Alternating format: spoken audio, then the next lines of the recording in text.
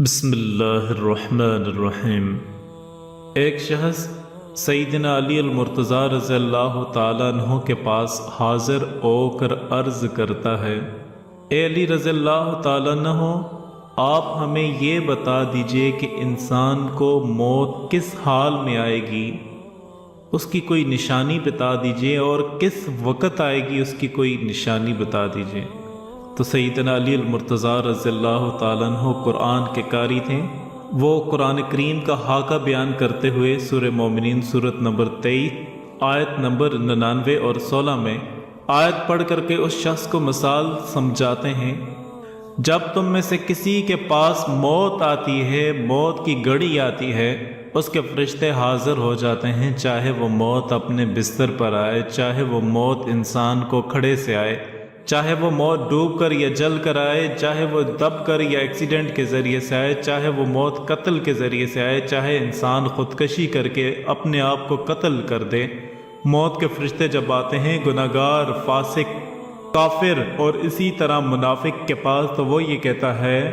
انسان یہ کہتا ہے ان آنے والے فرشتوں سے، اے فرشتوں میرے رب سے جا کر گزارش کرو، رب الیوم، مجھے واپس لوٹنے کی تھوڑی سی ڈیل اور مہلت، اور تھوڑا سا ایک پیریڈ، ایک انٹرول، چھوٹا سا مجھے ایک وقفہ دیا جائے، لعلی اعمل صالحا فیما ترک، تاکہ میں دنیا میں جو نیکیاں چھوڑ آیا تھا جا کر واپس کر لوں۔ اگر ایمان والا نہ تھا، ایمان لے کے آ جاؤں 123 ہمارے بنانے والے پر، اور اگر گناہگار تھا، ایمان والا تھا، تو وہ مہلت مانگے گا، کچھ پنے کی اور کچھ نئے کام کرنے کی مجھے تھوڑی سی ڈیل اور دی جائے، سہولت اور مہلت دی جائے، تو وہ کہے گا لعلی اعمل صالحا فیما ترک، کہ مجھے تھوڑی سی ڈیل اور مہلت دی جائے تاکہ نیکیاں جو چھوڑ آیا ہوں پھر کر لوں۔ کلا انہ کلمت ہوا کالوہا، رب العزت کی طرف سے وہ فرشتے جواب لے کے آتے ہیں، اللہ تیرا بندہ ایک مہلت اور ڈیل چھوٹ مانگتا ہے، کیا کیا جائے؟ اللہ پاک پھر جواب دیتے ہیں، کلا، ہرگز ایسا نہیں ہوگا، تو دنیا میں عادی تھا اس بات کا، اگلی بار اگلی بار اگلی بار ایک اور چانس، ایک اور مہلت، ایک اور بات مجھے موقع دیا جائے۔ کلا انہ کلمۃ ہوا کالوہا، تو دنیا میں عادی تھا سر یہ بولنے کا کہ ایک اور چانس اور مہلت دی جائے، اور اللہ پاک ارشاد فرماتے ہیں کہ یہ دوبارہ اب بالکل نہیں پلٹیں گے، نہیں جائیں گے دوبارہ اٹھائے جانے پر۔ اور ان کے اور اس دنیا کے بیچ میں ایک آڑ ہے، ایک برزخ ہے، ایک پردہ ہے، ایک ایسی آڑ ہے جو کسی سے نہ مل سکتا ہے، نہ آ سکتا ہے، نہ وہ یہاں سے کہیں جا سکتا ہے، نہ آپس میں روح ایک دوسرے سے مل سکتی ہے۔ وہ آڑ اور برزخ دوبارہ اٹھائے جانے تک ہے، اس سے پہلے کسی کی موت آئے اور یہ ڈیل، یہ سہولت اور یہ مہلت ہم مانگیں جو کسی کو آج تک نہیں دی گئی اور نہ قیامت تک کسی کو ملے گی۔ لہٰذا اچھے اعمال کر کے جو فرشتے آئے خوشی خوشی ہم ان کے ساتھ نکل کے چلے جائیں، ورنہ وہ فرشتے آ جائیں گے، پھر ہم ڈیل اور مہلت مانگیں گے، گرگرائیں گے، آؤ پکار کریں گے، چیخیں گے اور چلائیں گے، ہم چیخیں گے اور چلائیں گے، لیکن سارے لوگ موت اور میت کہہ کر کے سمجھ نہیں پائیں گے، لیکن وہ میت تو مرنے والا خوب گرگرائے گا، آہو پکار کرے گا۔ اللہ پاک اس منظر کو سورہ کہف آیت نمبر 50 میں ارشاد فرماتے ہیں، اور موت کی سکرات، موت کی سختیاں حق کو لے کے آ پہنچی ہیں، اب غیب کے دروازے کھل چکے ہیں، فرشتے نظر آنے لگے ہیں اور غیب کی دنیا دکھ رہی ہے، فرشتے اپنی جماعت کے ساتھ آئے ہیں، ملک الموت اس روح کو لینے آئے ہیں، جیسے اس کے اعمال ہوں گے ملک الموت اپنا چہرہ اور ساتھ لانے والے اپنے ساتھیوں کے چہرے خوشنما اور بدنما اس کے اعتبار سے آئیں گے، اور آ کے اس شخص سے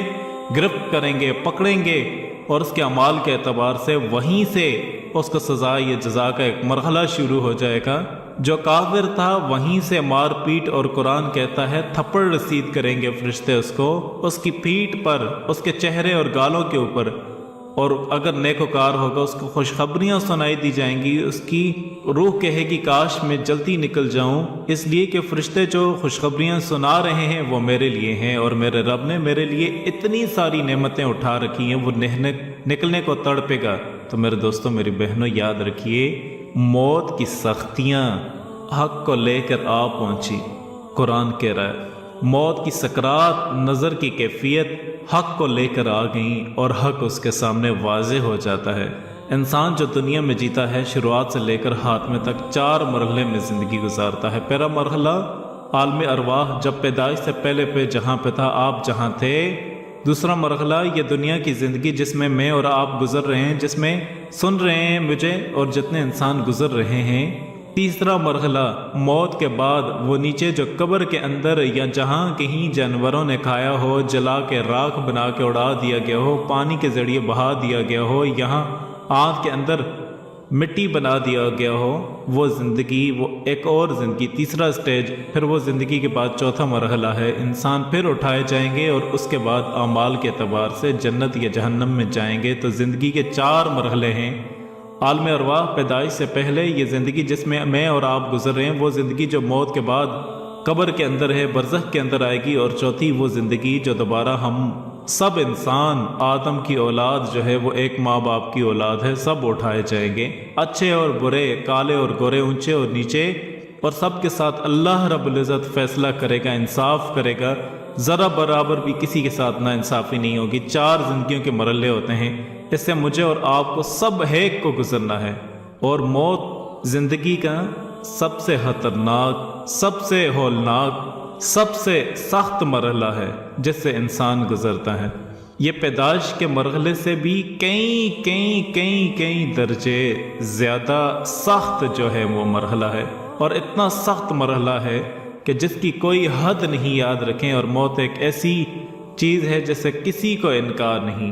اللہ رب العزت ہمیں موت سے پہلے اس کی تیاری کرنے کی بھی توفیق عطا فرمائے۔ کسی نے حضرت یعقوب علیہ السلام